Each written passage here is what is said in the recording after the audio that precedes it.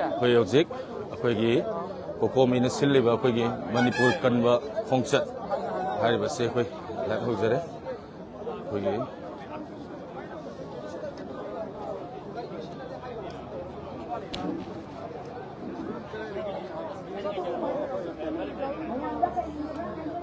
Well, today's rally is a mark of people's discontentment towards the attitude of the government of India to the people of Manipur.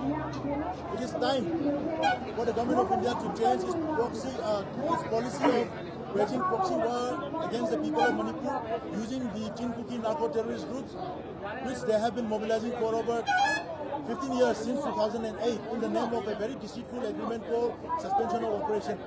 It is now time for the government of India to act against those terrorist groups who has openly terrorized the people of the state, who has killed, who has intimidated, who has frightened, who has spread terror to the villages, both in the hills and the plains of the state of Manipur. The government of India should ensure as soon as possible that IDPs must be returned to their respective homes. The government of India should ensure the fundamental rights of the people of the state. 3 million population has been suspended from using the highways and state highways. This is the basic fundamental rights.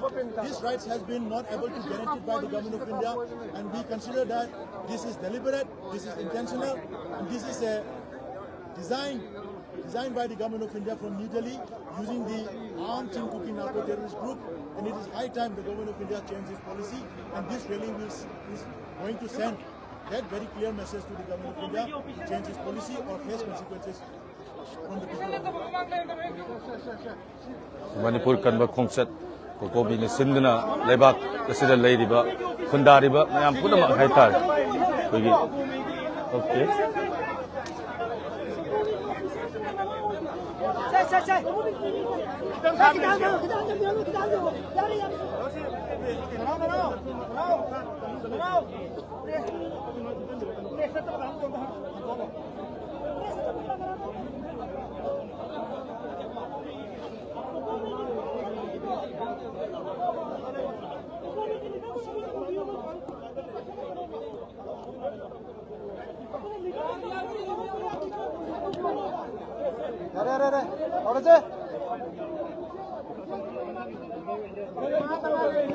Ini mengata ngare.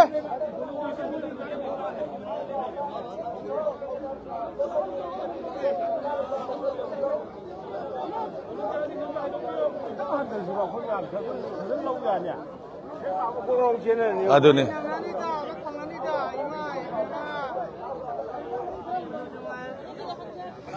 Takalaje.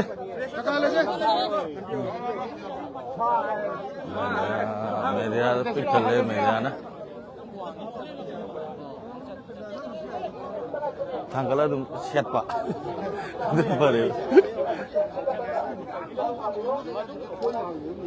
मैं दुखी मत क्या मैं मणिपुर कन बखोंसत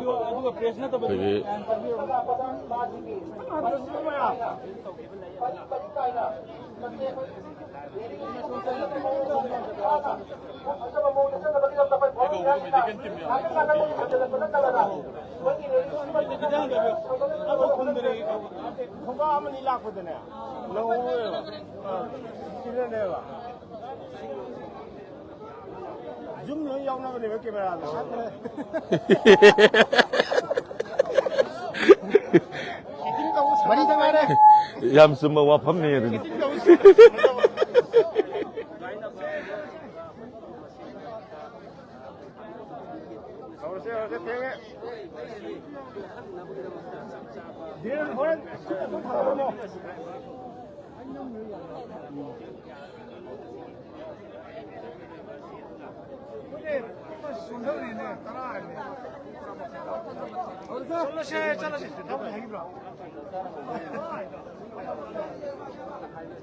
Ini umum ngare.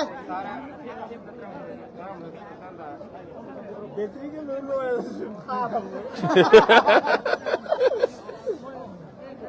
Cái thằng lớn bò bên quay thế à? Sao tới làm cho sang em ạ?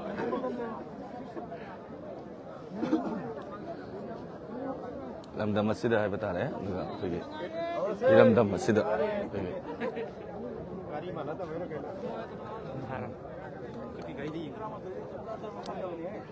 Calm down, don't hit, calm down. Calm down, don't sit down.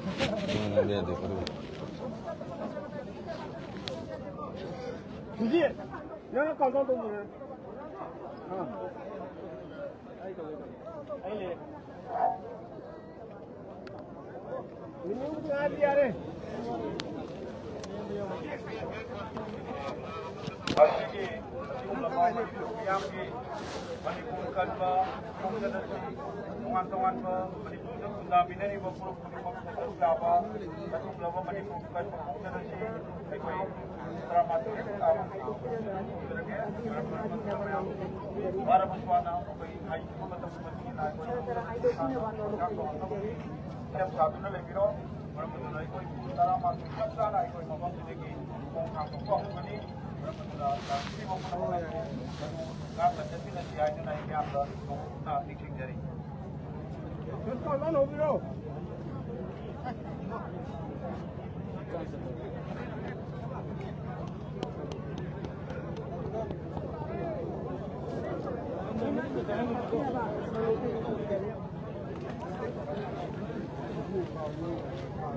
Halo? Hindi ko ko sa mamang cara na lang wala daw ni marami na nagkahay ko pinawan no log na ning teacher. Ako. Tutulong na ako. Hausi ang kalay 300 pa ita ba?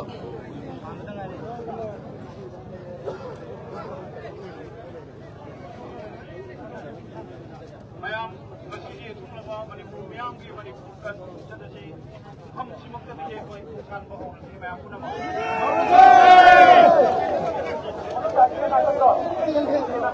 CLA 都到嚟得啦。晒到。送啦拖啫，撈送撈。Semua kena dia ni tu dia. Ni tu kita betul ya, me. Jadi.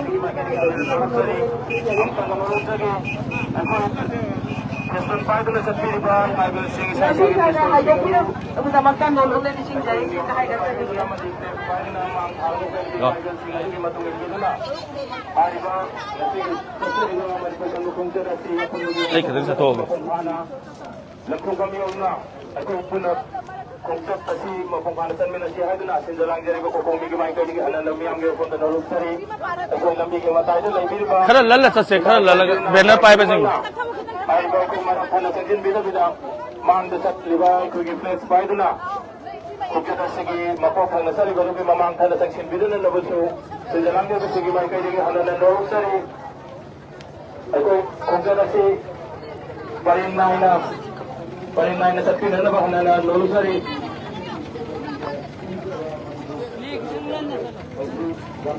nasi lagi tampun ko ya korba angin beda sida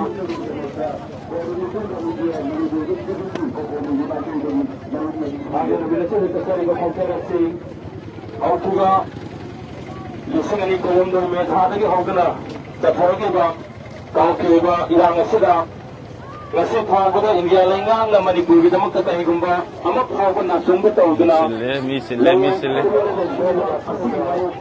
tu kita betul ya mu deh. Ay sula kanda ke no tau jara ke mise tu betul ya.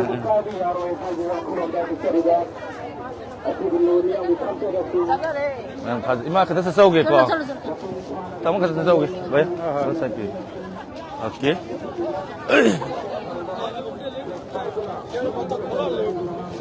Mize ya malle. Mize tu mati ya me ai tare me. Iram dam sanalai park Manipur. Koi pai puna thambiram ba si bagi Manipur si puna masawai basing na kanbam thoi. Maramaduna sida proxy war lepu aduga yam yaw re.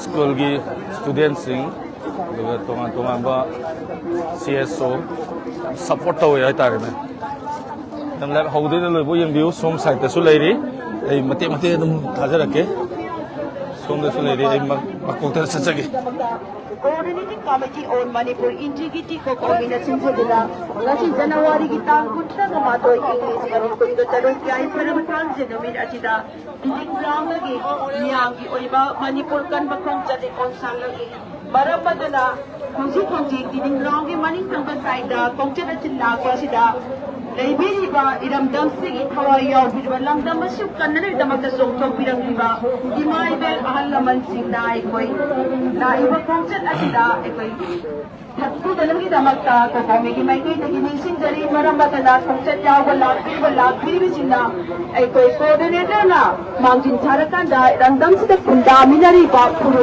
nilog puting ogiyon na mang charakan na iba kongchat atigi mangda ay koy mangoy na na sa pita na ko magibay ko ay nakasarap ko matanda yaran ay nakonduro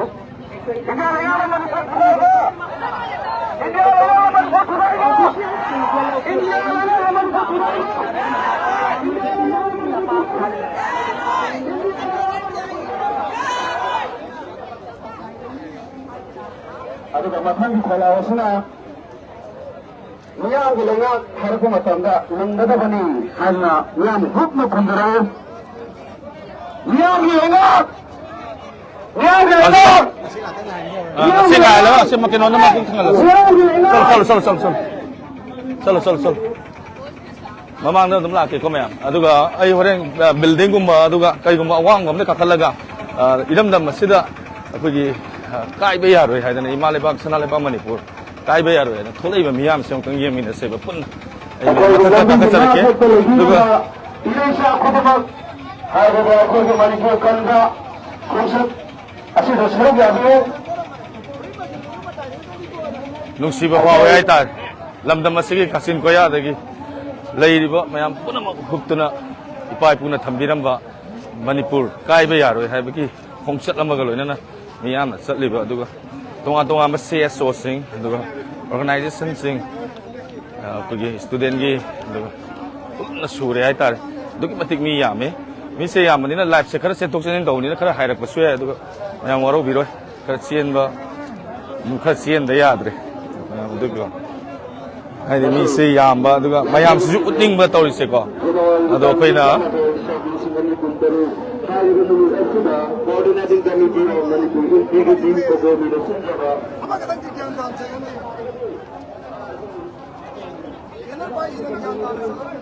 media gi speech yamang Nanti kita tahu kami juga kali selalu tadi benar-benar macam ini mau menikah jadi aku nak bertanya dengan konspirasi Malaysia menemukan Kalau kejong lagi.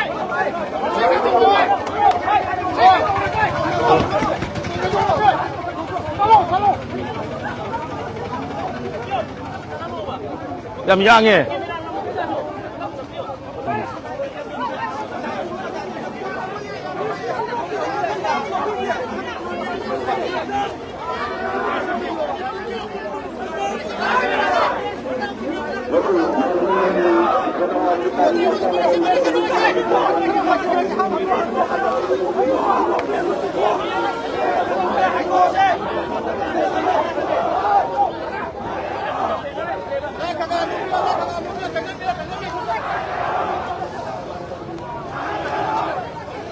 Adun salo. Ato. Okay. Ini mesti yam etar.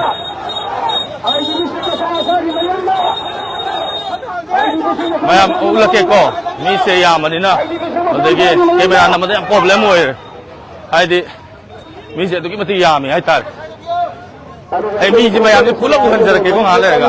yang konspirasi lagu ga yang ini na yang kalau ini ke kali sih ada konspirasi mungkin mana oke kita dulu kita mesti lagu ga kosan baru tahu juga mau konspirasi kau ini kan kurang sebelum kita kalau anda aku ini konspirasi mungkin mana lagu ga mesti aku ini niam na yakin dia aku ini lagu sih mungkin mana lagu ga mesti aku siapa pura betul ini Siapa ini? Ada ꯑꯗꯨꯒ ꯑꯗꯨ ꯈꯣꯡꯆꯠ ꯑꯁꯤꯒꯤ ꯃꯃꯥꯡꯗ sorry ꯈꯣꯡꯆꯠ ꯑꯁꯤꯒꯤ ꯃꯃꯥꯡꯗ ꯆꯠꯁꯤꯟꯕꯤꯔꯤꯕꯁꯤꯡ ꯑꯁꯤ ꯑꯩꯈꯣꯏꯒꯤ nami maning halat siyam na mi wala nga salu ito ꯃꯥꯏꯀꯩꯗꯒꯤ ꯅꯣꯂꯨꯛꯅ wala nga salu ꯑꯗꯨꯅ ꯈꯣꯡꯆꯠ ꯑꯁꯤ ꯃꯄꯨꯡ ꯐꯥꯅ ꯌꯥꯝꯅ ꯐꯖꯅ ꯆꯠꯅꯕꯒꯤꯗꯃꯛꯇ ꯑꯩꯈꯣꯏ asun kara dam ta ka adi khanida ꯇꯨꯡꯕꯤꯔꯛꯅꯕꯒꯤꯗꯃꯛꯇ mathak amda kaninge yak chang asida ka asira asika solo lin ai kai dong kaninge maya mathak karake ko mayam punna yeng se mi myam se kyam yang ge mai ben se yam nuksibam na lamdam asigi miyam huktana hai tar ko mina silliba manipur kan ba khongsat se mi adugi mati yam aduga mafam singda adugi mati mi yam leirame lak pa leptri hoji gari jing asha wadi wai chien ma ko kara den ro mathak tam de ge kan phajat namak ke mayam se tang yeng mo ko lep pa leite hai tar ai mathak ta ka je ko mayam mathak ta ka ra mi se kyam yam me ha dong tang ucharake mathak ta ka da yad re si imang tang ka je ko se bauda ka ke ko matem ka ke mi se yeng mo ko mayam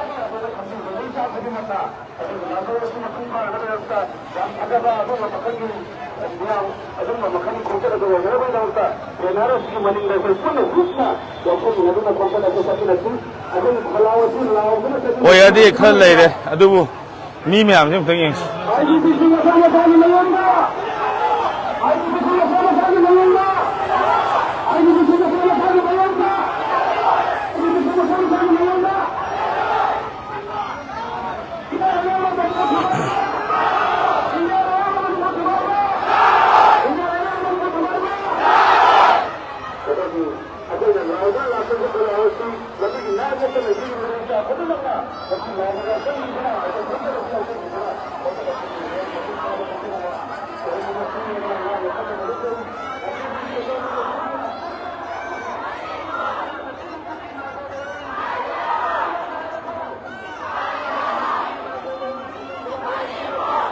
mi se kaya mu yang ge ai sida phul loin uchara ge aduga ai au makuk ta mu siela ke ba as kilometer ani hum di sa kilometer manga mu sang ni ne mu chien duis du mayam ji kabu lam maga ai mamang da amu chien je ge chalo si abasi maning le hor dia roi ba mi se atum mayam mani na ne si maning de le hore mamang jin nang roi ba mu nam ba ko ne tu a ro yam lai tu me ai pe zoom tau jara ke ko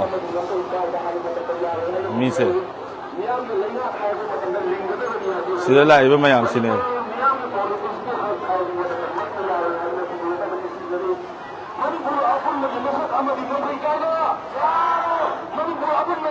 mayam an kumje jara ke kumdaraga mamang na chen je ke ko adu hek keno to buda mamang ge mu nam ba phangoi de ne ba mayam sound ya bra ya da bra sat ta keno da message mayam sat ta habi ro sound okay oi bi bra sound okay chalo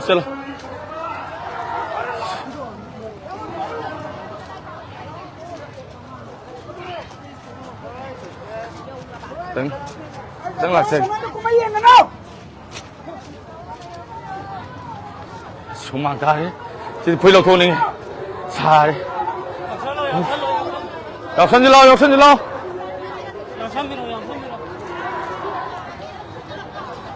Maning nom deh musian kali ini, mamang dah musat ke.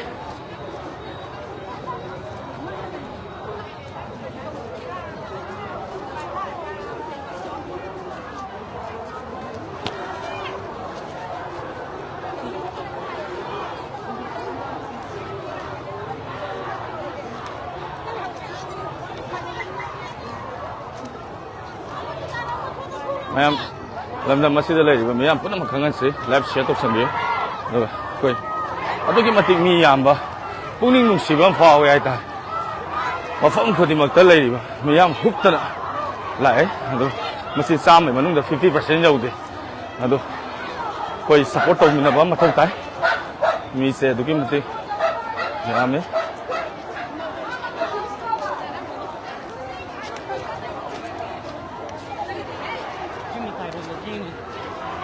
Sienge ko ma'am, sienge khara hai rakani.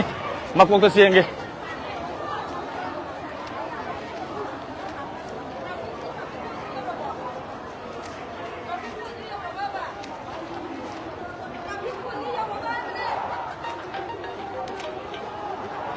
Mereka pun mau terlalu nangis.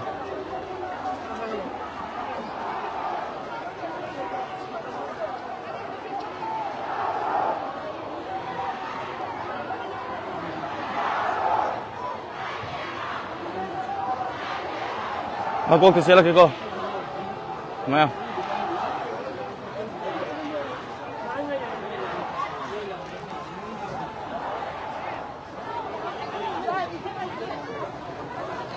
Has, masay mata tengah tengah itu begini, makok tanah nak kawai. Kita lak lagi, ma'am, kita lak lagi, kita lak lagi. Imagine kita lak lagi, imagine.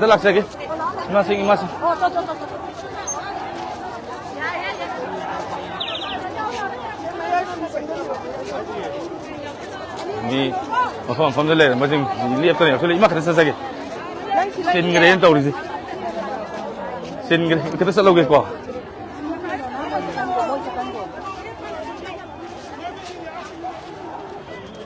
Makok si pangdere ni, ma'am. Awal apa ni? Semi yang mana ni? Yang sembiro.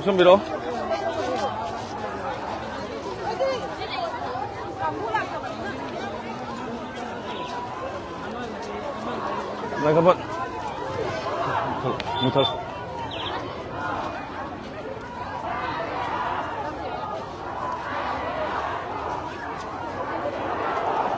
Ni siapa mangre?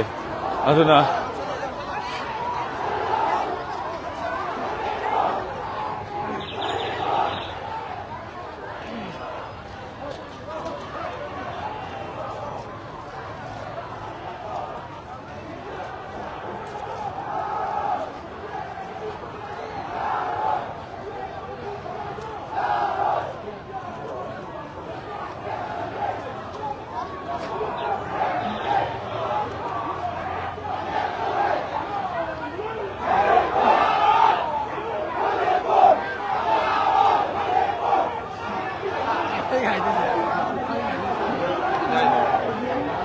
Ay mama na siya ko. Ay mama na siya jage. Phone piro.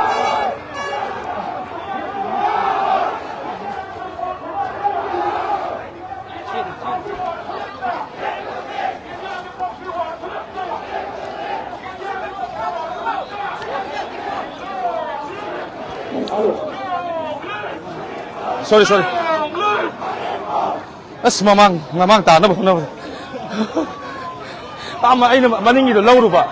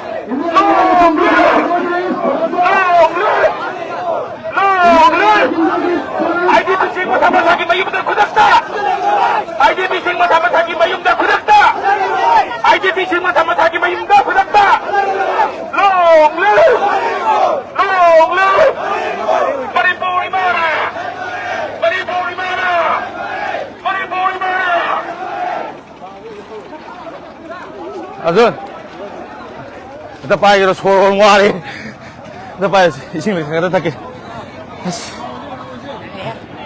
suara.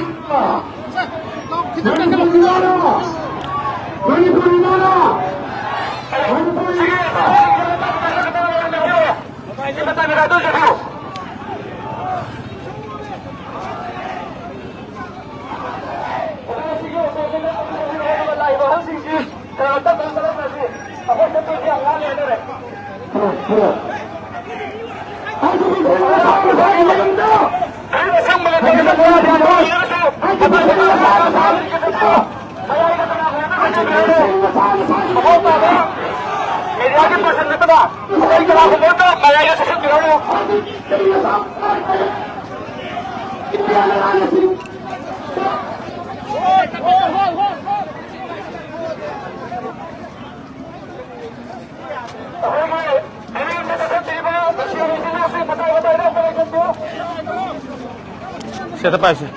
Kurang sih deh.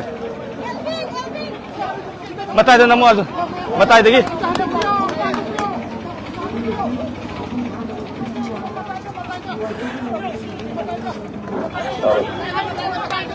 Thank you, Tema. Thank you.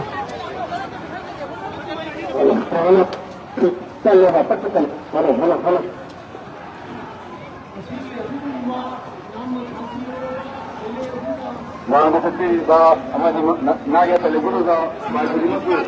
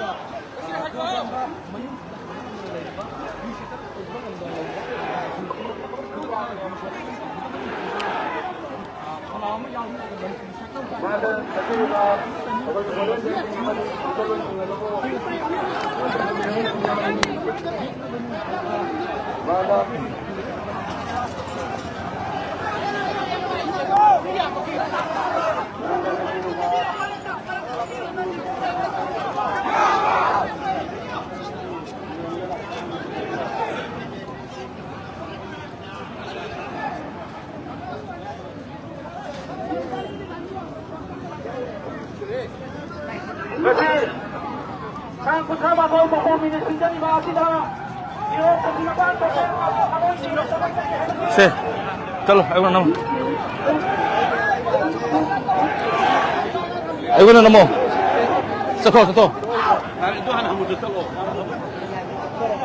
Hauzik Manipur gi mafam kaya dagi akhoi gi ngasi kokomi na silliba Manipur kaibe yaroi haidi Manipur kanba khongsat haine mi thole ba khongsat ase Manipur gi mafam jaga sing dagi latana duga religions kudima indigenous haibadi pai pu hangtak dagi sahi lising puari da leiraba lamdak masigi isilinaw sing zat bizat khaidana haitare mafam asina mayam latana khoi ipai pu na thambiram ba sambal Manipur dagi nangkhoi kaibe yaroi Manipur kaibe yaroi haidana apunba khoi lamdam masida leiraba indigenous mayam pun satana khongsat lama satli adugi khongsat tuni mayam dawji utsari ba se duga yamna puning nusiba ama fawe kaigino hai kanda mafam jaga singdagi mafam asida latana khoi Manipur kaibe yaroi Manipur kanba khongsat hariba khongsat asida pun saruk yari haitar mayam yengina sil loidri phawba adongi thamoi da su ireipa iramdam sanale ba Manipur nusiba soidana phawrongani mayam makha tana yengina si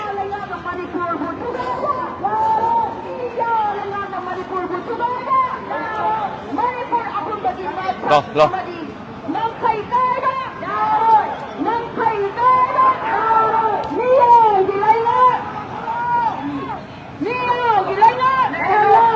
Manipur में आके politics के हाँ Manipur में आके politics की हक मणिपुर में की डेमोक्रेसी की हक सिंह इंडिया लेगाना इंडिया लेगाना लोगे मणिपुर इमा लेबाना इमा लेबाना Coordinating Committee on Manipur Injury. चलो चलो How di ba may gitang English na ni kung doon daliging at si Paulo dali akong susulat ka lansing na rakilay na ba Thank you, thank you. Kaya na ba yung blazer na doon na si Say Dang na kang ilang dam Manipur makang kaya na si Dang doon na may ulap ko na tanda may ilang dam Manipur na maawali kaya na si Dang sa concept na Hojik Manipurgi mafam jagada haitar megi tang ahum dagi 2003 gi masi sahi ahum adala kadoraba hai ba sida khoi relief camp da yum da sangba ngamdana ngasi bor IDP sing leiriba aduga iramda masida khoina satpa yadaba isagi lamda isana satpa yadaba asiguma awaba kaya ma pheuji mayok nari masi khoina mayok na batai isagi lam sololabdi isana thelan thengna batai maram aduna khoi ama toina lengjen manana unity oina mayam punna leminasi ngasi gi saliba khongsa si manipur kanbanlu manipur kaiba yaroi haibagi apunma kholaw maga loina na yaraba miyam sing ahum masir salu yari mayam nungtang yemi nagi ti makha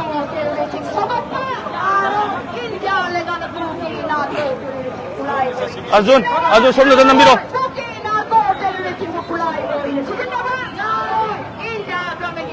chalo gongo chalo agi put ke no se ka doin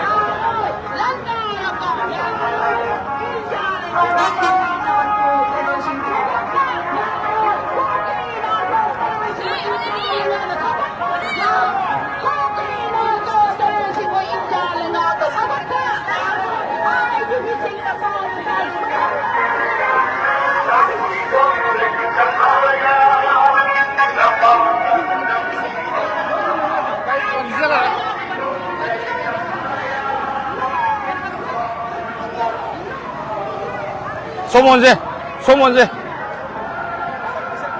레이로다 레이로 살아노 레이로 봐 아무 시엔제 방에 거 시험 양라에 저는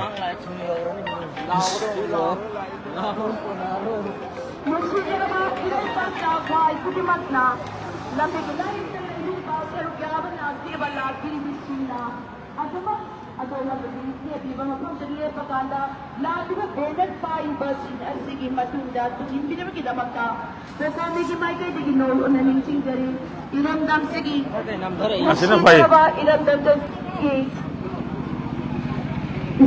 하오래 Ahlaman sa Jamaro Kulimag Ekoila iba function asigi गाड़ी iram tambani bukan mendekat kauna lena yang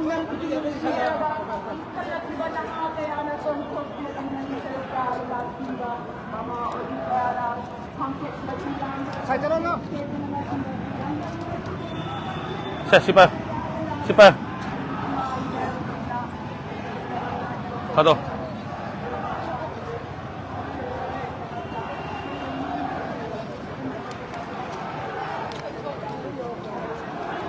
미야 뭐 얘기 안 된다. 나는 얘기라. 네.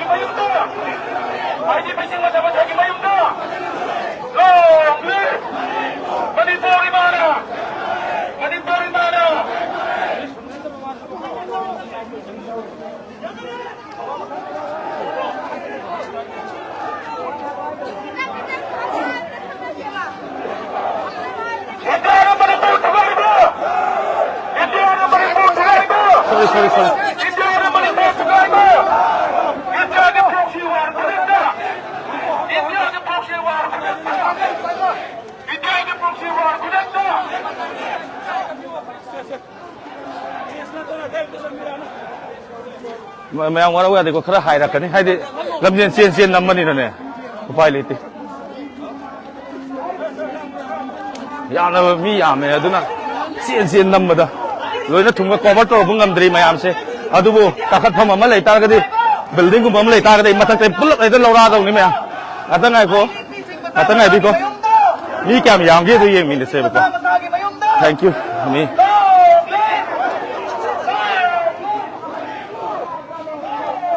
mayam se media ki person jing je luki mate wa ba ja ne hai de mayam se sen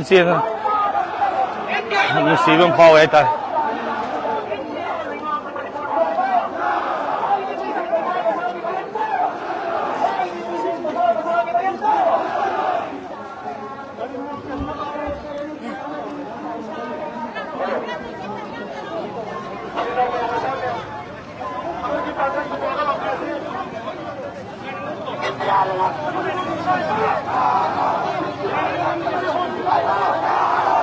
Mình sẽ làm gì mà tải ra lên làm bẩn liếp thế, ai ta, mà làm gì mà tải ra lên đi ba, thôi kì, jaga sih kì, ima ai bel sing isel nam sih,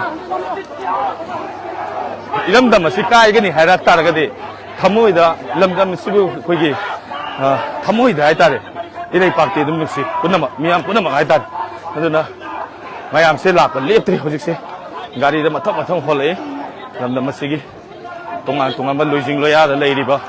Isilin nausi lak lepri nusi ko maya sida gari daga laise 407 daga laise nusi dre ko me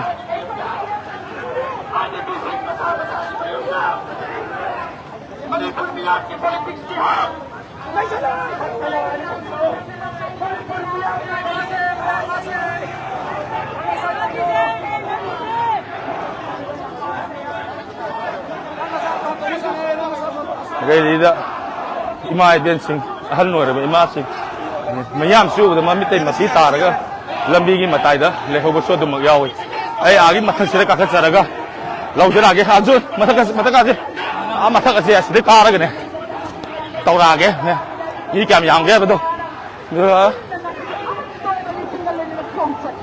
ấy xiên ra cái co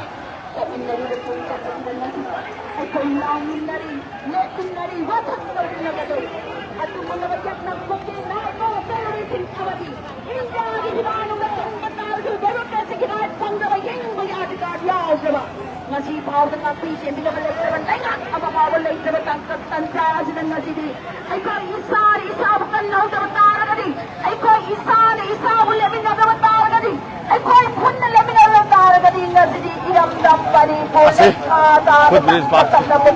food bridge saja asli itu orang ke bayam peluk lagi Poko minangasi komplek kita kena Manipur ni agak kucing palo ini ada kucam dah kena kucing aku pun lebih nak tahu apa kami nak tahu amat pada kalau ada lawan dari Iram dan Manipur itu ai itu semua sama tadi mayom चलो CN के को मैं खरा है रखने CN दे याद रे कुमार असुलु है वाह हाय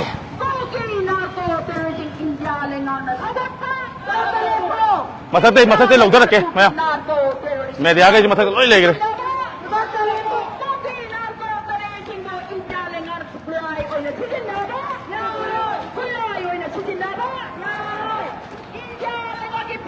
लो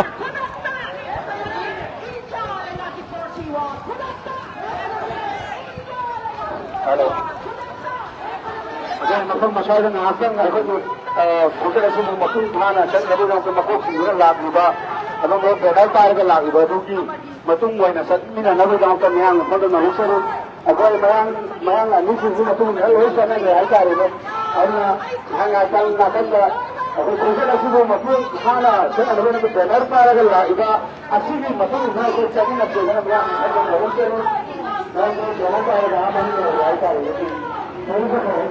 मैं माथा का खला के को माथा का खला के मैं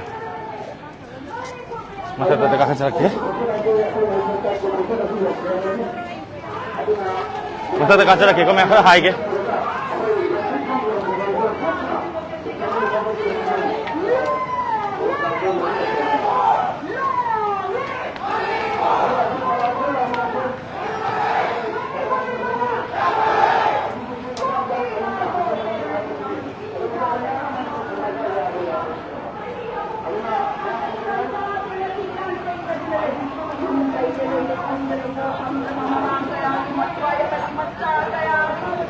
Sila pa. Nagkapon pero. Hay thado. Ayan. Sana tanggal. Ayan.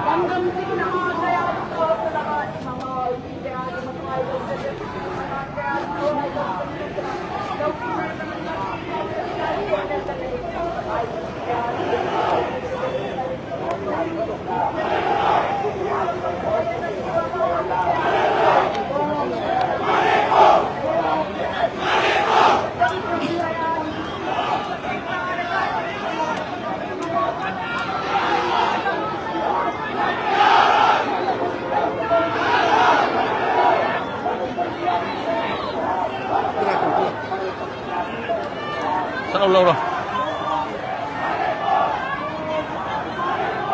Supaya.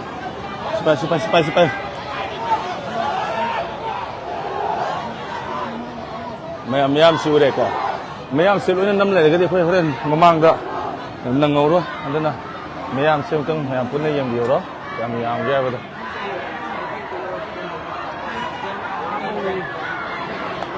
Siri yam sang e si mayam ni ngai le di.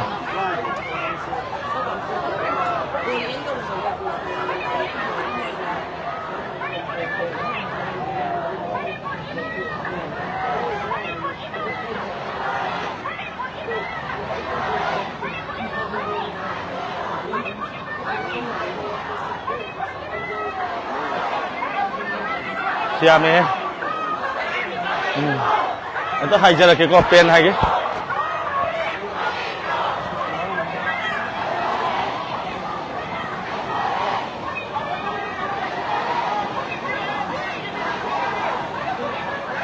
Kuma je, mamang nang urui.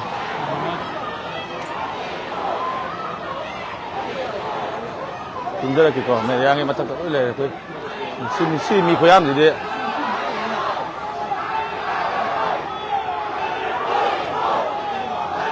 Ngatang nam di ko.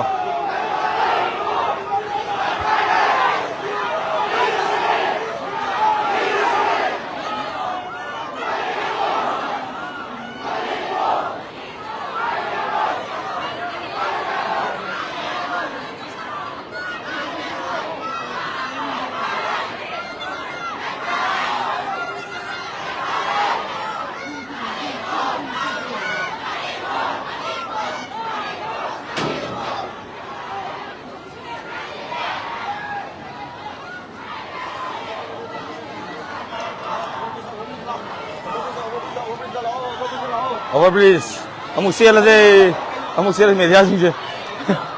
Lah sesuatu aja lah. Amuk kumak ke mayam makar mamang namun namak ke.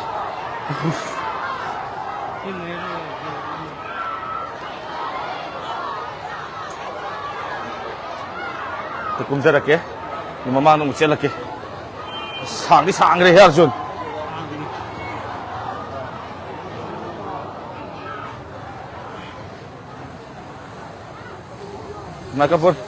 Microphone. Ma, si pai biu. Ma sigi khong se, kai phawi ma. Yamna nungai ba. Tangdu lai ta ba. Sia sing le likem de lai ba sing imanabi pai pan punamapu ngasi ai ba numisi dagi. Maha ki lai ba mafam jing ga hanjan ba ngamba. Oi janu oi na imana.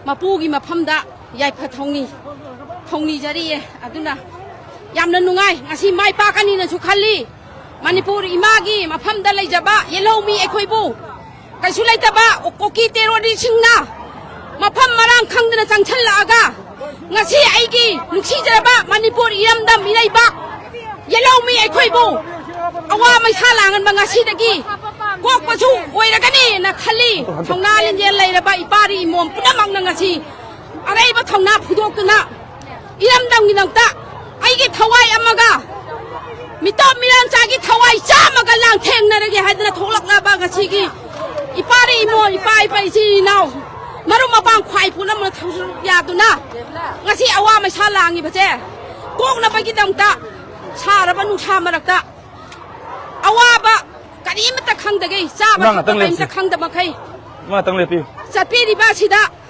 ꯉꯁꯤ ꯃꯃꯥ ꯑꯣꯏꯕꯤ ꯑꯩꯍꯥꯛꯅꯁꯨ ꯏꯔꯝꯗꯝꯁꯤꯕꯨ ꯀꯟꯅꯕꯒꯤꯗꯃꯛꯇ ꯊꯧꯗꯥꯡ ꯌꯥꯗꯅ ꯊꯣꯛꯆꯔꯒ ꯑꯩꯒꯤ ꯄꯦꯟꯗꯕꯕꯨ ꯈꯔ ꯃꯤꯌꯥꯝꯒꯤ ꯃꯃꯥꯡꯗ ꯐꯣꯡꯗꯣꯛꯆꯕꯅꯤ ꯉꯁꯤꯗꯒꯤ ꯑꯩꯈꯣꯏ ꯏꯔꯝꯗꯝꯒꯤ ꯌꯦꯜꯍꯧꯃꯤ ꯃꯩꯇꯩ ꯍꯥꯏꯔꯤꯕ ꯐꯨꯔꯨꯞ ꯈꯨꯗꯤꯡꯃꯛ ꯑꯇꯣꯞꯄ ꯖꯥꯇꯤ ꯈꯨꯗꯤꯡꯃꯛ ꯌꯦꯜꯍꯧꯃꯤ ꯑꯣꯏꯅ ꯂꯩꯃꯤꯟꯅꯔꯤꯕ ꯈꯨꯗꯤꯡꯃꯛꯄꯨꯁꯨ ꯁꯔꯨꯛ ꯌꯥꯃꯤꯟꯅꯗꯅ ꯏꯔꯝꯗꯝꯁꯤꯕꯨ ꯀꯟꯅꯕꯒꯤꯗꯃꯛꯇ ꯊꯧꯗꯥꯡ ꯆꯥꯎꯅ ꯌꯥꯃꯤꯟꯅꯁꯤ ꯍꯥꯏꯕꯁꯤ ꯑꯩ ꯃꯦꯗꯤꯌꯥꯒꯤ ꯊꯣꯡꯗ ꯏꯆꯥꯁꯤꯡꯒꯤ ꯃꯅꯥꯛꯇ ꯊꯝꯖꯒꯦ ꯁꯤ ꯍꯥꯏꯔꯒ ꯂꯣꯏꯁꯤꯟꯖꯔꯒꯦ ꯌꯥꯝ ꯅꯨꯡꯉꯥꯏꯖꯩ ꯑꯗꯨꯒ ꯃꯐꯝ ꯑꯁꯤꯗ ꯔꯦꯂꯤ ꯁꯔꯨꯛ ꯌꯥꯕ ꯂꯥꯛꯏꯕ ꯏꯃꯥ ꯏꯕꯦꯜꯁꯤꯡ ꯑꯩꯈꯣꯏꯒꯤ ꯃꯌꯥꯝꯁꯤꯗ ꯑꯩꯈꯣꯏꯒꯤ ꯍꯪꯖꯔꯛꯀꯦ ꯀꯩꯅꯣ ꯑꯩ ꯕꯣꯇꯜ ꯄꯦꯠꯇ ꯂꯧꯊꯣꯛ ꯃꯅꯤꯡꯗ ꯑꯣꯀꯦ ꯃꯅꯤꯡꯗ ꯑꯗꯨꯝ ꯆꯠꯂꯁꯦ ꯍꯣꯔꯦꯟ ꯃꯃꯥꯡꯗ ꯆꯦꯟꯈꯠꯂꯁꯦ ꯑꯁꯣꯝꯗꯒꯤ ꯆꯦꯟꯗ ꯌꯥꯔꯣꯏ ꯂꯝꯕꯤ ꯆꯠꯐꯝ ꯂꯩꯇ꯭ꯔꯦ ꯃꯃꯥꯡꯗ ꯆꯦꯟꯈꯠꯀꯦ ꯇꯧꯅꯤ ꯃꯌꯥꯝ ꯂꯝꯕꯤ ꯆꯠꯐꯝ ꯂꯩꯇ꯭ꯔꯦ ꯑꯗꯨꯅ ꯃꯌꯥꯝꯁꯤ ꯋꯥꯕ ꯏꯁꯤꯡꯒꯤ ꯍꯥꯏꯇꯥꯔꯦ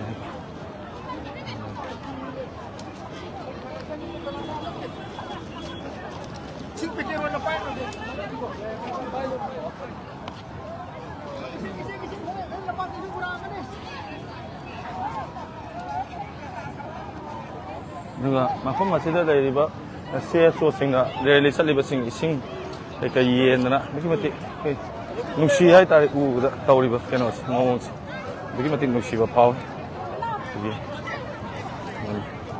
ꯅꯝꯖꯔꯛꯀꯦ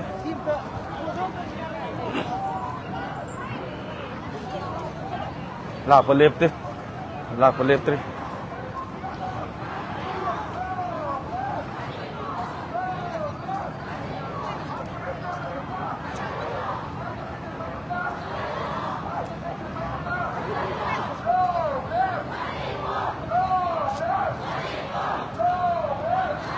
ꯃꯔꯣꯜ ꯑꯃꯅꯤ ꯁꯤꯅ ꯍꯧꯖꯤꯛꯀꯤ ꯑꯗꯨꯒꯨꯝꯕ ꯑꯃ ꯍꯧꯖꯤꯛꯀꯤꯗꯨꯅ ꯑꯃꯨꯛ ꯁꯤꯗ ꯍꯧꯖꯤꯛꯀꯤꯗꯨꯗꯤ ꯑꯃꯨꯛ ꯁꯤꯅ ꯑꯃꯨꯛꯀ ꯍꯦꯟꯅ ꯌꯥꯝꯃꯦ ꯃꯤꯁꯦ ꯍꯧꯖꯤꯛ ꯃꯔꯣꯜ ꯑꯗꯨꯝ ꯂꯣꯏꯈ꯭ꯔꯦꯗꯅꯀꯣ ꯃꯔꯣꯜ ꯑꯃꯃꯨꯛꯅꯦ ꯂꯥꯛꯏꯁꯦ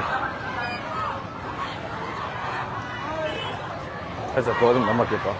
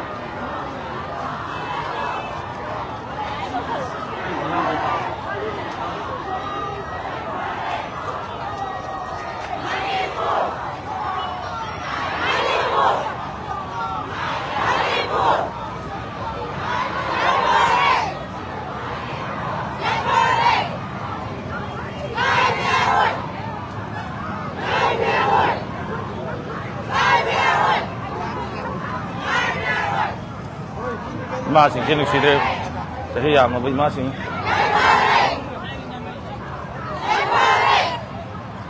또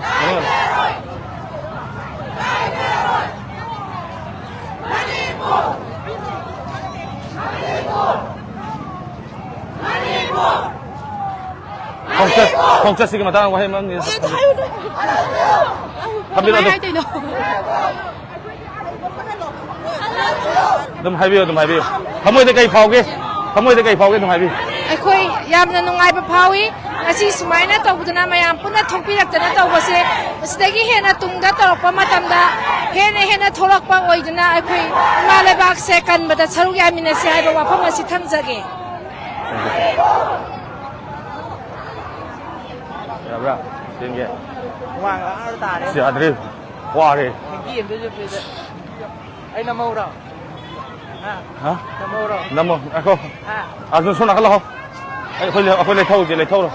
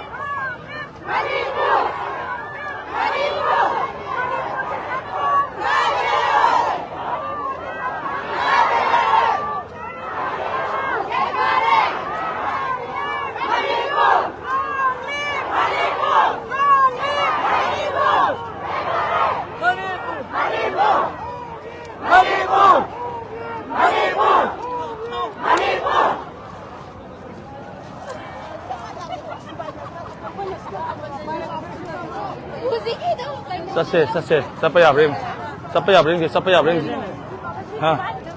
siapa ya bring lo mà không sẽ lấy bớt xe số sinh ấy ta được sinh jaga sẽ lấy ba cô mình đi volunteer sinh gì này mình xí tôi mất tôi ba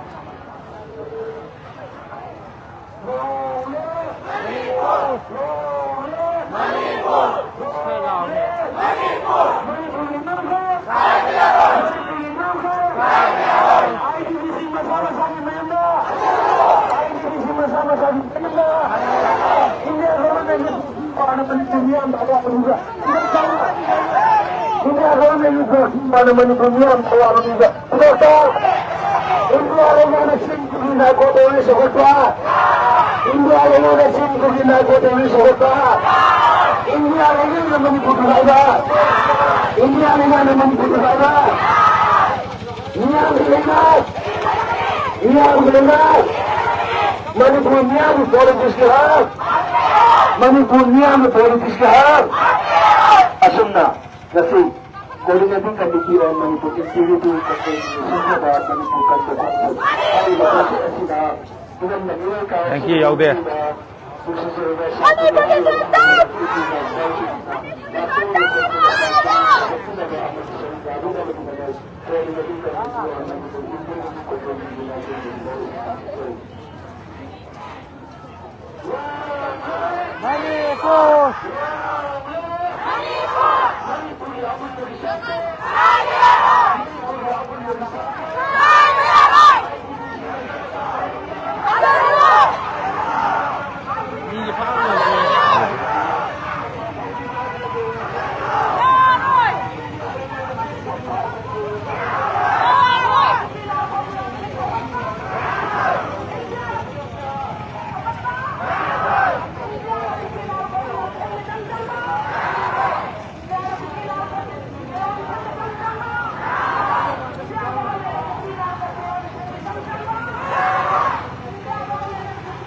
Thì sân là rồi.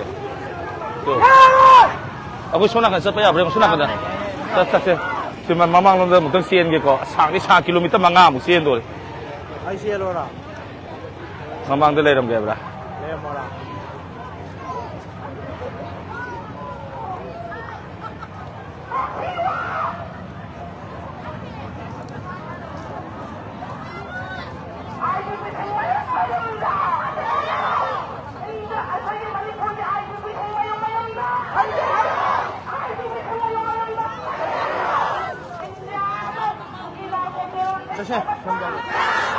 Han gang buti na mo gi han nam lai sa se to kumo ये से security की section थोड़ा है तार सीधे कौन तौर से कौन तय ठोगे सुन बताए चेंज कर चेंज तो pipe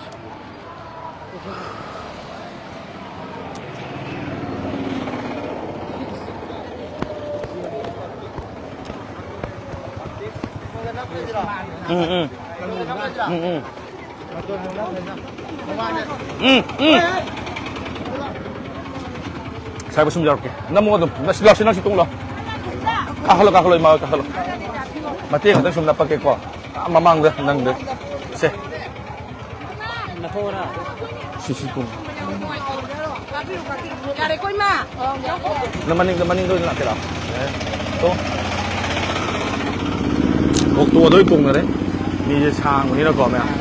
Yang nusia itu, lamda masih ke. Yang pula. Mamang dan nam se.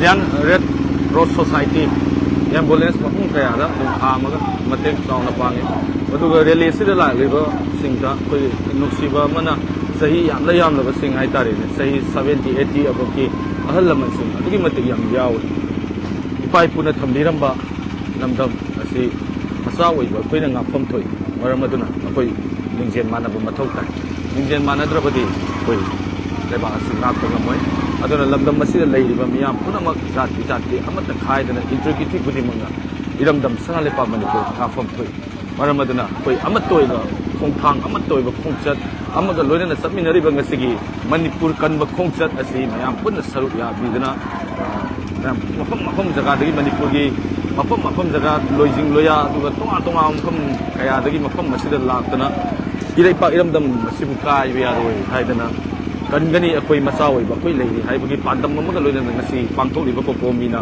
pangthok liba manipur kanba khomcha asi me am puna maksaru yari adum pichara ke mana aduga maning wai de lehoba aduna hojik se lambi de auto la kada tuong ga la nang da ba hai ta mamang de koi je loi namak ke to ga ya gidre lambi chat pa ya gidram dina so le kumau je koi kumau je aduga matang namjarake overbridge ti ka ban nangdre me overbridge so dum ka bada chi problem lai dore duna ta khai chandri chali ba khong chala si ti mati wali ha duna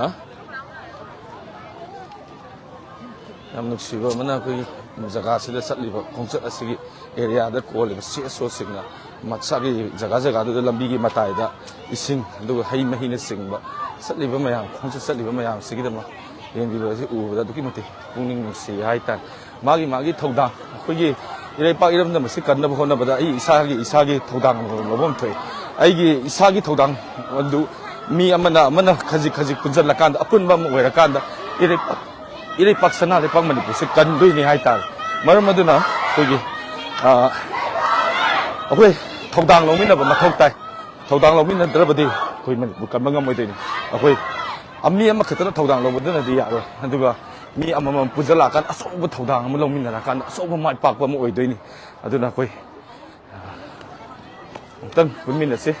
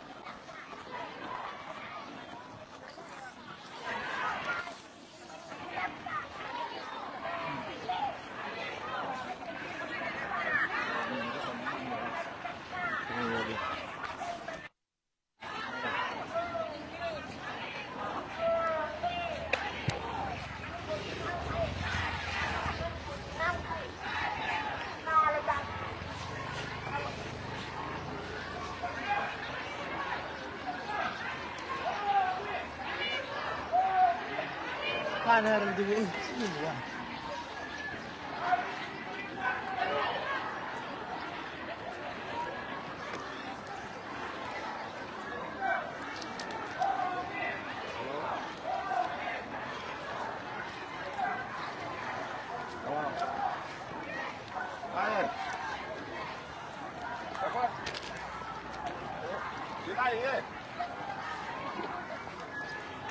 Hello.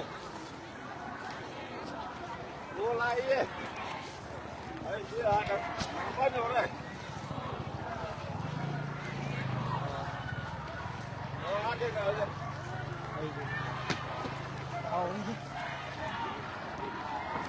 Arjun Arjun Arjun 소음이 뭐가 선 거기 스파이스 빠요 cái xì lịch cái gì nó sudah bay đi mà bay đi sát đi vào không chết sudah mà sát đi vào không chết xe mà xe Manipur ima ke khoi ki sak tam kai dana ba lingje ma na sap to kam sai hema khoi se yun dong ko ding mi amam tho ka ya gaw dana lingje ma na khoi Manipur ki tamak ta sak tam kai bia roi na lingje ma na sap to kam sai Nasir, ini sudah kita mesti jam. Mana? Kita laut ke, kita laut ke. Kamera kita mana satu tu ni se. Oh, kita ni tu, kita ini ya, kita ini.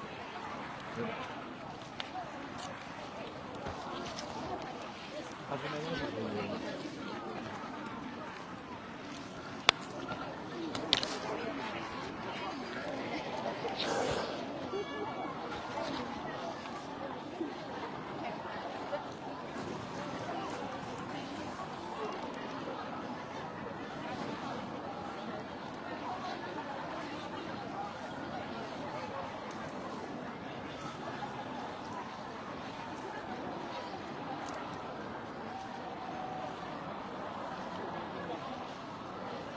Tangkai thành ra lẽ phần thùng mâm dục sẽ là cái đó đây ở dưới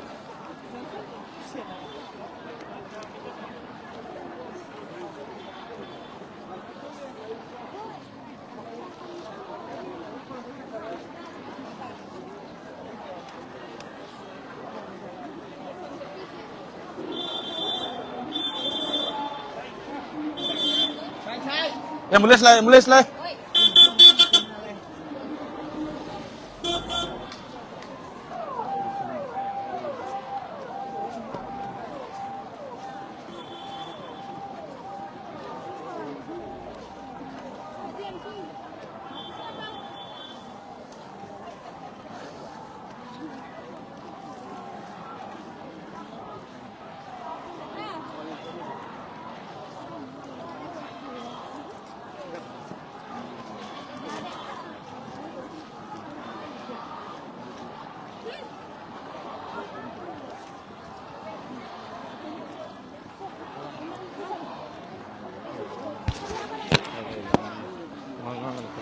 Arjun ka na.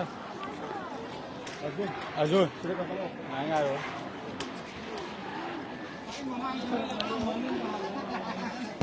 यार कहता ही नहीं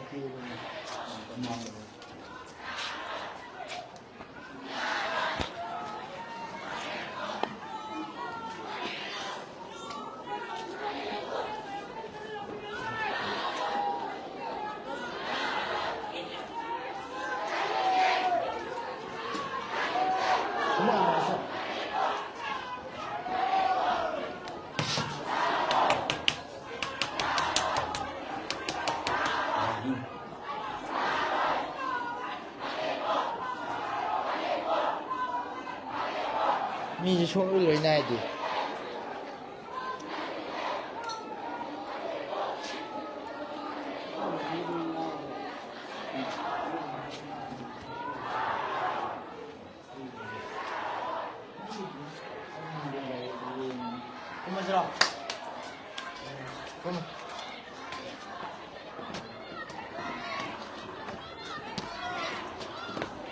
อันนี้ก็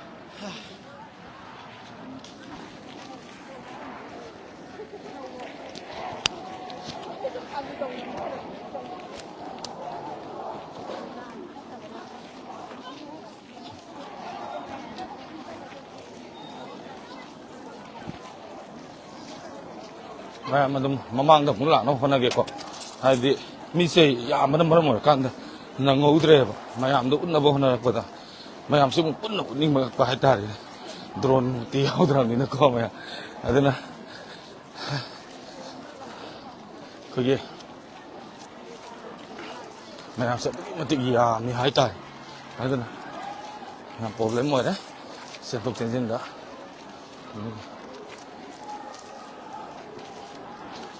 koy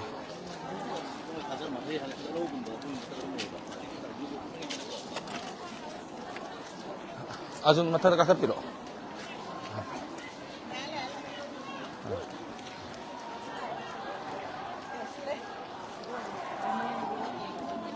shut down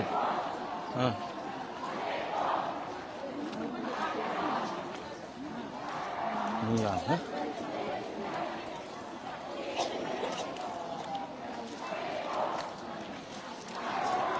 Katang chase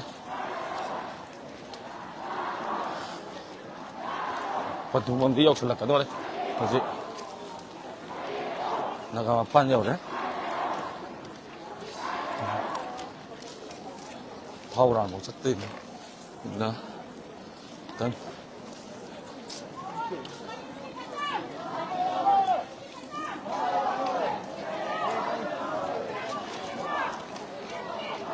Arjun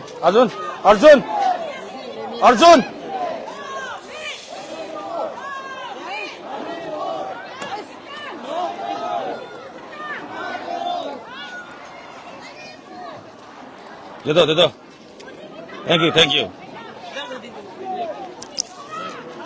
thank you तुम्हारा नाम क्या है नाम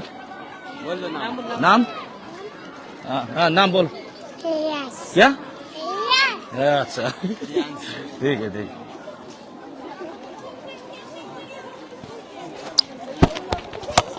बस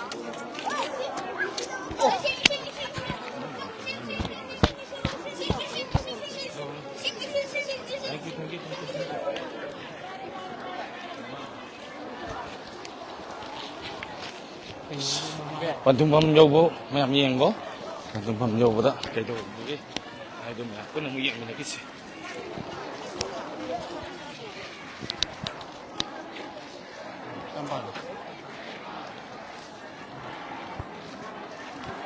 okay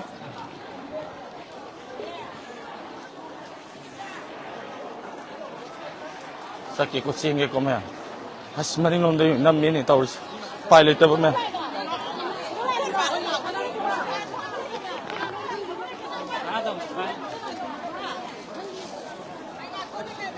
mathang namdara ke loim po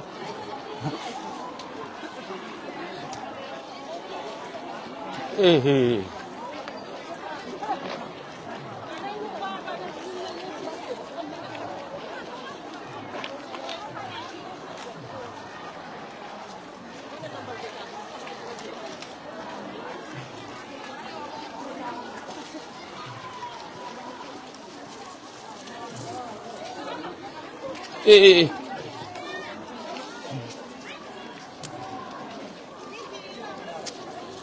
mi se yam ra me mi se tu mi te yam me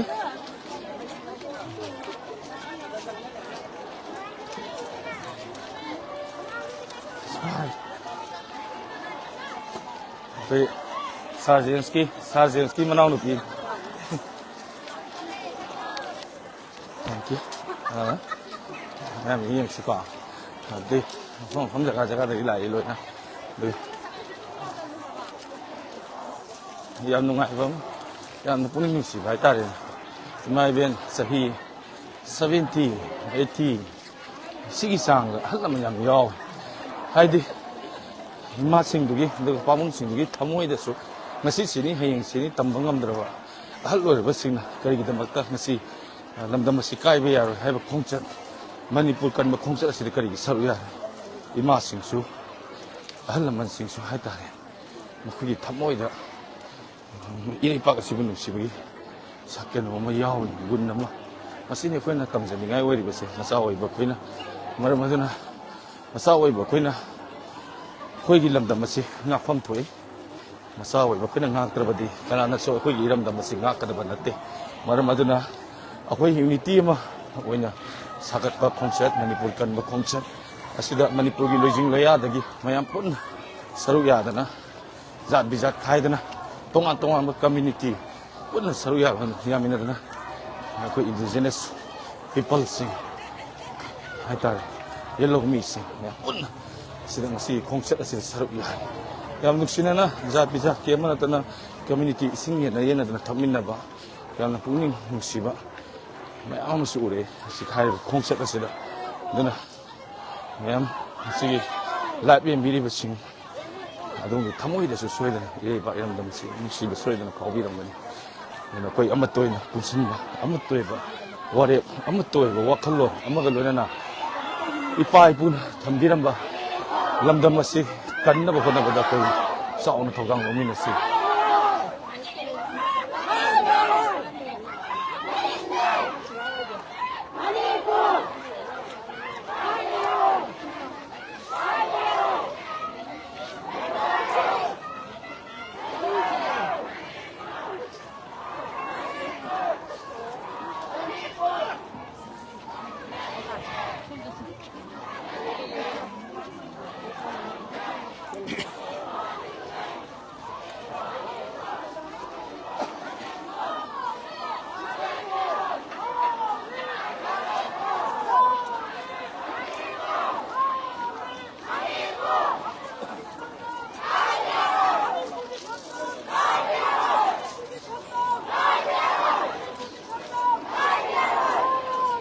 ꯑꯩꯈꯣꯏ ꯆꯠꯂꯤꯕ ꯈꯣꯡꯆꯠ ꯑꯁꯤꯗ ꯑꯩꯈꯣꯏ ꯍꯤꯡꯁꯥꯅꯆꯤꯡꯕ ꯀꯔꯤꯝꯇ ꯂꯩꯇꯦ ꯌꯥꯝ ꯁꯤꯝꯄꯜ ꯑꯣꯏꯅ ꯌꯥꯝ ꯆꯝꯅ ꯏꯔꯝꯗꯝ ꯑꯁꯤ ꯀꯟꯕ ꯈꯣꯡꯆꯠ ꯍꯥꯏꯗꯅ ꯃꯅꯤꯄꯨꯔ ꯀꯟꯕ ꯈꯣꯡꯆꯠ ꯑꯃ ꯑꯩꯈꯣꯏ ꯆꯠꯂꯤꯕꯅꯤ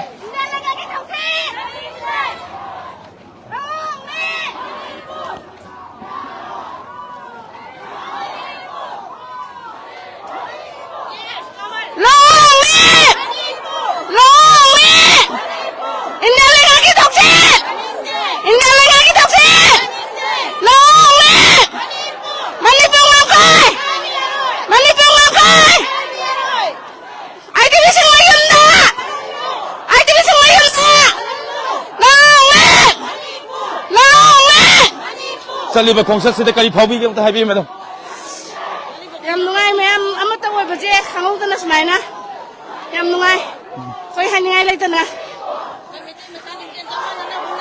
ꯁꯨꯃꯥꯏꯅ ꯇꯧꯗꯅ ꯑꯩꯈꯣꯏ ꯁꯨꯃꯥꯏꯅ ꯂꯥꯛꯄꯗ ꯋꯥꯁꯨ ꯋꯥꯏ ꯂꯝꯁꯥꯡ ꯂꯥꯛꯄꯗ ꯌꯥꯝ ꯋꯥꯔꯦ ꯋꯥꯗꯤ ꯋꯥꯔꯦ ꯃꯅꯤꯄꯨꯔꯒꯤ ꯁꯨꯃꯥꯏꯅ ꯑꯄꯨꯟꯕ ꯑꯣꯏꯅ ꯂꯥꯛꯄꯁꯤ ꯌꯥꯝ ꯁꯥꯊꯤꯅ ꯅꯨꯡꯉꯥꯏꯕ ꯊꯕꯛ ꯑꯃꯅꯤ ꯈꯨꯗꯤꯡꯃꯛꯇ ꯑꯩꯈꯣꯏ ꯃꯥꯏꯔꯣꯡ ꯌꯥꯗꯅ ꯑꯗꯨꯝ ꯆꯦꯟꯒꯅꯤ ꯆꯠꯈꯤꯅꯤ ꯃꯤꯌꯥꯝꯁꯤ ꯎꯔꯀꯥꯟꯗ ꯀꯩ ꯐꯥꯎꯕꯤꯒꯦ ꯑꯃꯨꯛ ꯍꯦꯟꯅ ꯄꯨꯛꯅꯤꯡꯁꯤ ꯅꯨꯡꯉꯥꯏꯕ ꯑꯣꯏꯈ꯭ꯔꯦ ꯑꯋꯥꯕ ꯄꯨꯝꯅꯃꯛ ꯀꯥꯎꯈ꯭ꯔꯦ ꯌꯥꯔꯦ ꯑꯩ ꯄꯥꯏꯖꯔꯣ ꯑꯋꯥꯕ ꯂꯩꯇꯦ ꯏꯃꯥꯁꯤꯡꯁꯨꯀꯣ ꯊꯦꯡꯛ ꯌꯨ ꯍꯥꯎ ꯌꯥꯗ꯭ꯔꯦ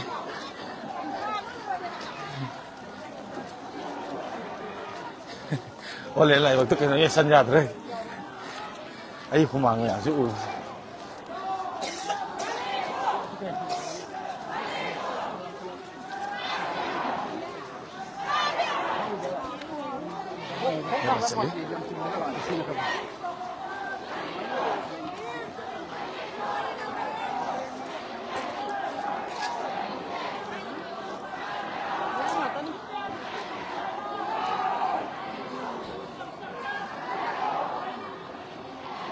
يوصل قدموا يوصل ايه ما لا سلا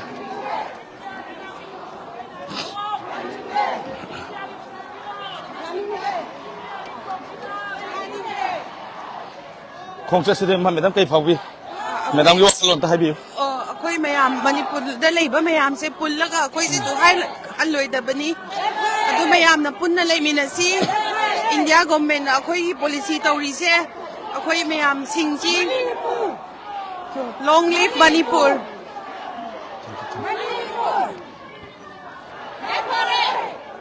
ꯑꯩꯈꯣꯏꯁꯨ ꯌꯥꯅꯤꯡꯗꯦ ꯑꯗꯨꯒꯤ ꯆꯠꯂꯤꯕꯅꯤ ꯑꯗꯨ ꯇꯧꯕꯗꯣ ꯅꯨꯡꯉꯥꯏꯇꯦ ꯑꯗꯨ ꯏꯃꯥ ꯃꯅꯤꯄꯨꯔꯅ ꯌꯥꯏꯐꯔꯦ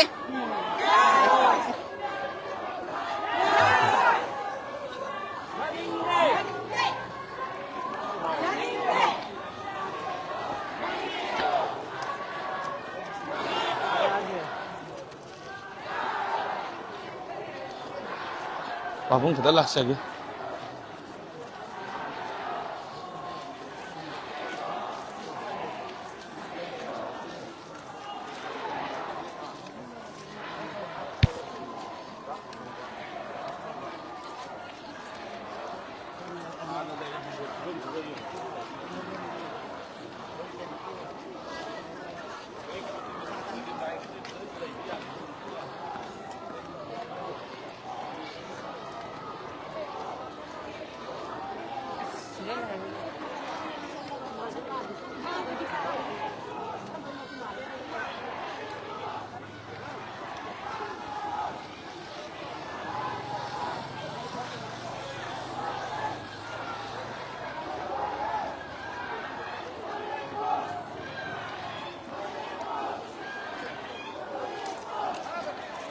दुकान सिंह दुकान सिंह थोंग लोनना मैम है तार support तौरी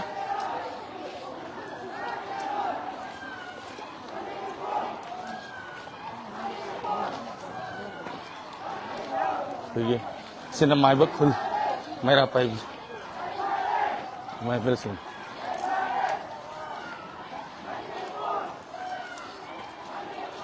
Nusinan dress, nusi hai ta, mai bakun, paibi, mera paibi, mai belsi.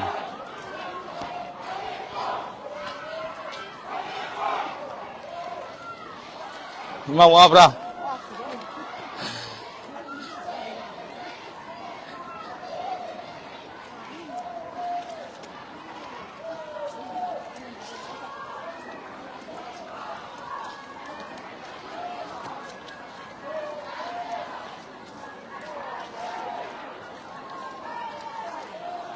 Yausalah kedore, pantung pang. Yausalah hujan, Muhammad itu misi kayak amuk yang dia pun ucera aja. Hai bedi, aku ini mau maning sih, pang na bahwa na saya ini lagi sih, mamang yang na pasti lak pun itu, pang moya deh, misi yang gini na.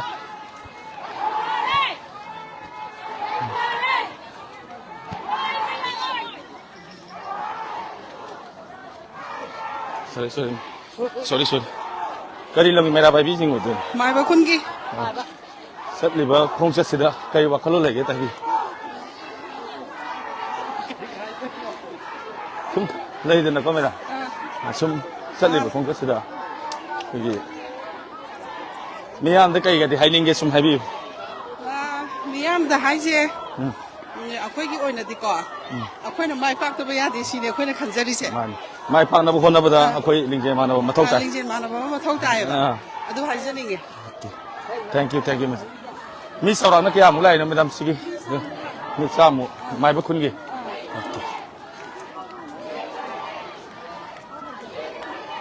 Okey sih.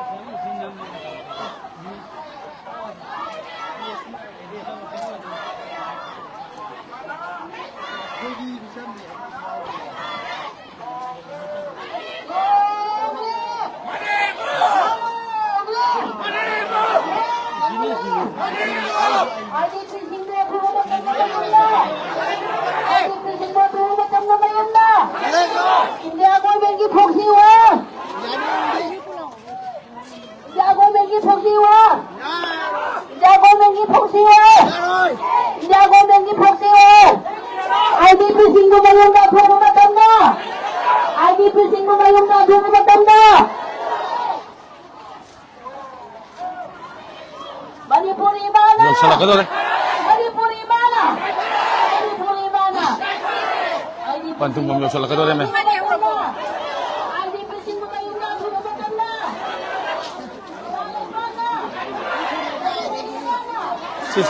ꯁꯤ ꯆꯪꯈ꯭ꯔꯁꯦ ꯁꯤ ꯁꯨꯝ ꯆꯪꯈ꯭ꯔ ꯌꯥꯒꯗ꯭ꯔꯥ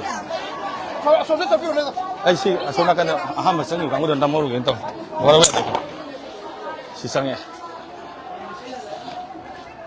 ꯃꯤꯌꯥ ꯍꯦꯟꯅ ꯁꯤ ꯀꯣꯃꯦ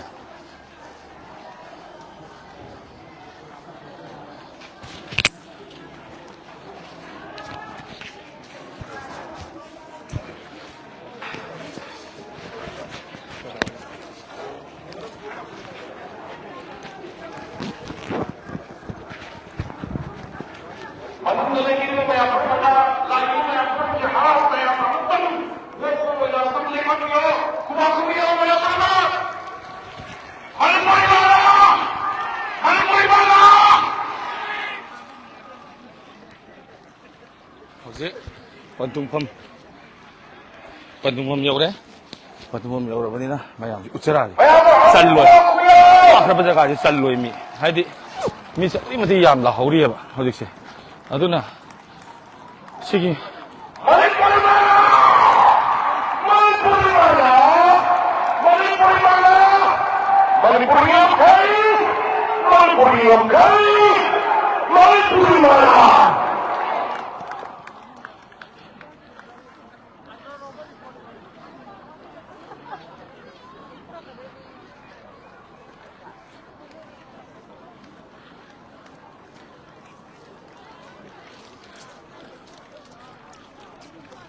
홈 여름에 홈 여름이나 웃바 호라게 매ям 쓰고 이신 좀 따봐 비로 Hello. Hojik hojik ekoi. Pejum ground ni samsel pa khongsa lakodo hojik han mamuton si khoi thau ground si ure juga atopadi mafum tuleri mayam ngai mina moi ngai khoi sali khumda se am long mina se Ima Manipurna Ima Manipurna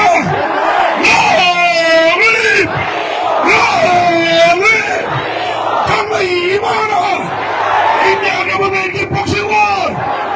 India government is pushing war. IDPC mayumna. IDPC mayumna. IDPC mayumna. India government is pushing war. India government is pushing war.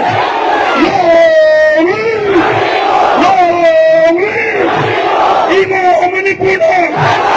Ima Manipurna. Manipur Kaiba. Manipur ke Sakam Kaiba. Manipur ke Sakam Kaiba. Long live! Long live! Long live!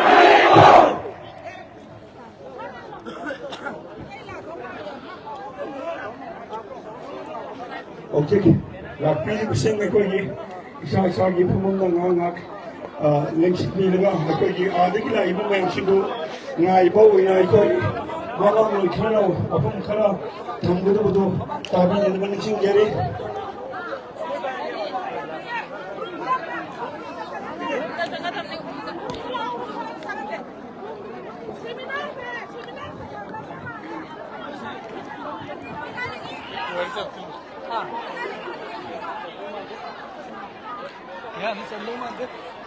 mi saloi mi je saloi bu ground ya pa sao rồi ba mi je saloi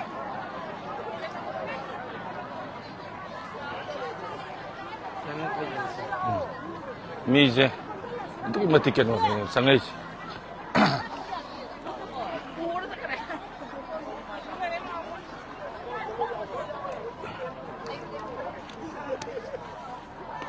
Abdi lepelik na kau brown sigi manugda ima lepak Manipur bulung siba lepak sigi kasin kuya sin betungna lak iba mian na atat akam lekta na mapamasda jangsin bilai aduna hanna kambi bersu ay na sayo matakta sa haja re aduna nagasi kana urum hirpa makana taba ni mati ꯑꯩꯈꯣꯏꯅ ꯈꯪꯕꯤꯒꯗꯕꯅꯤ ꯁꯥꯔꯕ ꯅꯨꯡꯁꯥꯒꯤ ꯃꯔꯛꯇ ꯁꯤꯗ ꯂꯥꯛꯏꯕꯁꯦ ꯃꯁꯤ ꯉꯥꯏꯍꯥꯛꯇꯪ ꯑꯣꯏꯁꯨ ꯄꯣꯊꯥꯍꯟꯕ ꯌꯥꯕ ꯑꯗꯨꯒ ꯂꯣꯏꯅꯅ ꯑꯩꯈꯣꯏꯒꯤ ꯚꯣꯂꯨꯟꯇꯤꯌꯥꯔꯁꯤꯡꯅ ꯏꯃꯥꯁꯤꯡ ꯑꯗꯨꯒ ꯃꯔꯨꯞ ꯃꯄꯥꯡꯁꯤꯡ ꯂꯥꯛꯏꯕꯁꯤꯡꯁꯤ ꯏꯁꯤꯡ ꯃꯥꯏꯁꯤꯡꯒꯤ ꯈꯨꯗꯣꯡꯆꯥꯕ ꯂꯩꯇꯕ ꯑꯗꯨꯒ ꯏꯁꯤꯡ ꯈꯧꯔꯥꯡꯕ ꯂꯩꯔꯕꯁꯨ ꯃꯗꯨ ꯌꯥꯔꯤꯕ ꯃꯈꯩꯒꯤ ꯑꯃꯨꯛꯇꯪ ꯃꯌꯥꯝꯒꯤ ꯁꯦꯕꯥ ꯇꯧꯕꯤꯌꯨ ꯑꯩꯅ ꯎꯖꯕ ꯃꯇꯝꯗ ꯑꯩꯈꯣꯏ ꯆꯪꯂꯤꯕ ꯐꯤꯌꯔ ꯑꯁꯤꯗ ꯔꯦꯗ ꯀ꯭ꯔꯣꯁꯀꯤ ꯚꯣꯂꯨꯟꯇꯤꯌꯥꯔ ꯃꯌꯥꯝꯁꯤꯡꯅꯁꯨ ꯃꯤꯌꯥꯝꯒꯤ ꯁꯦꯕꯥ ꯃꯄꯨꯡ ꯐꯥꯅ ꯇꯧꯖꯔꯤ ꯑꯗꯨꯅ ꯑꯦꯝꯕꯨꯂꯦꯟꯁ ꯂꯩꯕ ꯑꯁꯥꯏ ꯖꯒꯥꯁꯤꯗ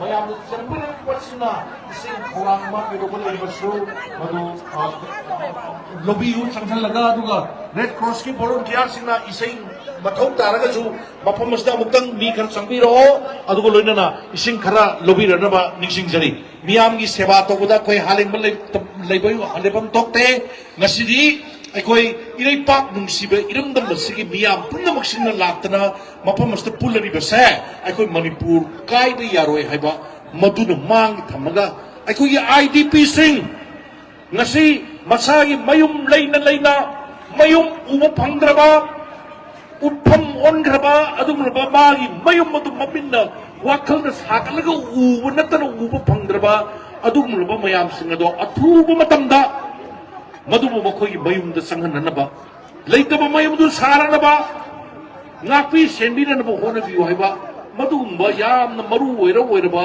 wakhalonga loinana ngasi mifam asi panggadoribani maramaduna lembirikliba pumnamaksinnasu awana tibiganu adu sinja langjabasingna yamna hena nungai yaifana akoi kari haigadage sinbadusu madu khudongchadaba khara leibadusu asilarangbu ngakpiraga yana ba maungda election biu aduga hana phambirabasinasu nongna laiba mayam singadu taramna koksin birga nuksi na konaraga phaminabiu aduga ngasi thormasi mai pansi haibu waphamasi thamjari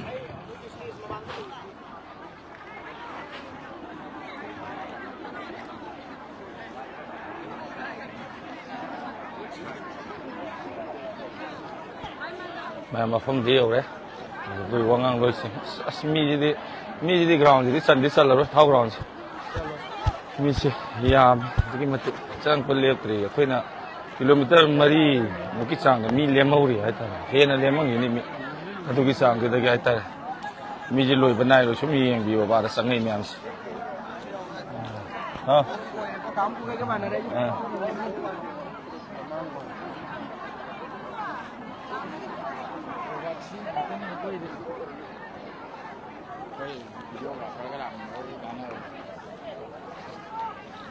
힘들어. 찾아들어도 비고 있었네.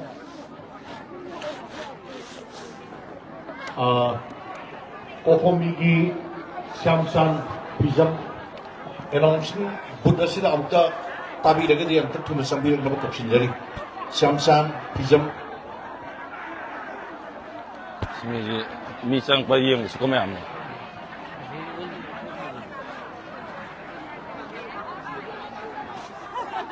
Si khăng bề không nè.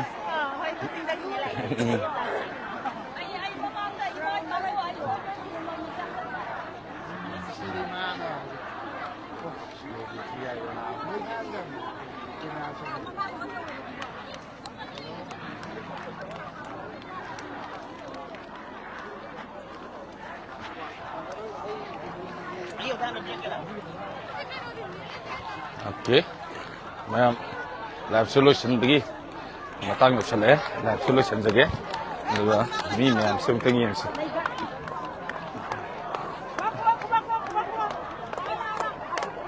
sang pelep tri ata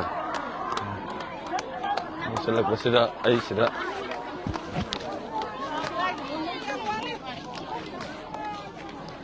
semya la toy ke kuyung digun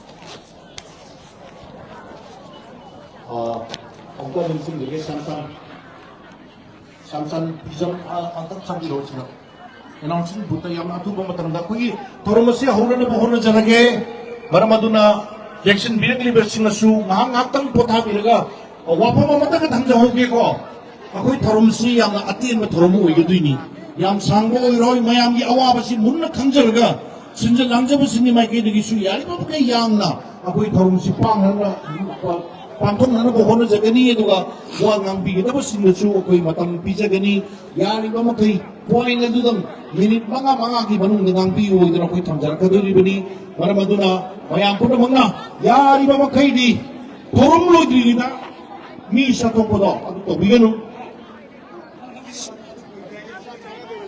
akoi na ujil jari basing asi akoi 31st January 2026 venue thau round da aduga akoi gi Manipur kanba khongchat haidana kokomina sinna kugi Manipur pumba jaga jaga sing digi kasin koya digi pum sida laktana Manipur saktam kaiba yaroi haidana mai ben am la pi se digi mati musibo pawi adugi mami duni akoina mayamda Diamond TV amadi wahong radio na mayam utsariba nasigi yamlaba mayam sing masing thingamdana adugi matik mi yam yamna nusiba mana sahi yamlaba ahal laman sing mafam masida iraipa iramdam sanalepa Manipur sibu kaiba yaroi haidana bakoi da thongna amaga loina thokpirak tan ngasi khongchat asida saru yabiba bukyan puna ma thagachari loina tongan ba mafam kaya kasil koya lojing loya dagi leiri bu khungang kaya dagi laktana ngasi gi kokomi na siliba Manipur kan ba khongchat asida saru yari loina na irepa iramdam ipaipu na thambiramba khoigi samban khabiramba jaga amani wari dagi wari ne sagolaba aduga ngasi gi rally asida indigenous people hadi khoigi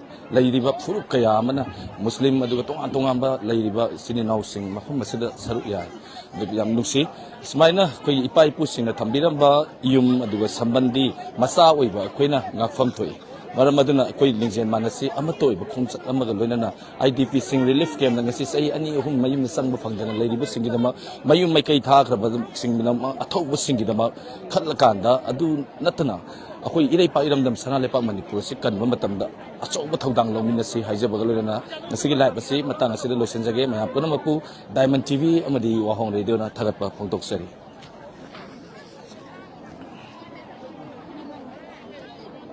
Mukano